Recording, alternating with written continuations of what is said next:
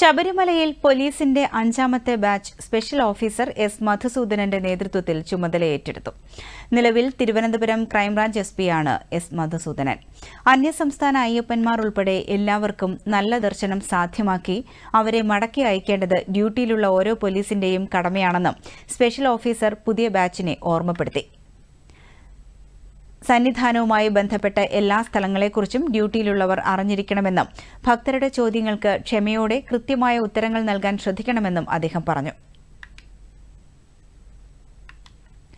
കൊടിമരം, സോപാനം, 18ാം പടി, നടപ്പന്തൽ, ശരംകുത്തി, മരക്കൂട്ടം, Malikappuram, Pandithavalam, control room എന്നിവയാണ് പ്രധാന പോലീസ് ഡ്യൂട്ടി പോയിന്റുകൾ.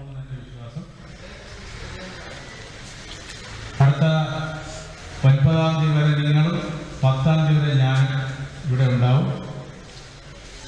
നമ്മുടെ ഡ്യൂട്ടിയിൽ നിന്ന് നിങ്ങൾക്കറിയാം, വളരെ ഭക്തിയോടുകൂടി വ്രതമെടുത്ത് അയ്യപ്പനെ കാണാൻ വരുന്ന സ്വാമിമാരെ അവർക്ക് അവരുടെ ആഗ്രഹപ്രകാരം നമ്മൾ ദർശനം നൽകുക എന്നുള്ളതാണ്. അയ്യപ്പനോടുള്ള നിങ്ങൾ എത്ര പേര് വിശ്വാസിയുണ്ടെന്നോ അവിശ്വാസിയുണ്ടെന്നുള്ള കണക്കൊന്നും എനിക്ക് വേണ്ട. ഇവിടെ നമ്മൾ നമ്മുടെ മനസ്സിനകത്ത് ഒറ്റ ഉദ്ദേശമാകുന്നത് അന്യ സംസ്ഥാനങ്ങളിൽ നിന്ന് വരുന്ന നമ്മുടെ അതിഥികളായി എത്തുന്ന അയ്യപ്പ ഭക്തന്മാർക്ക്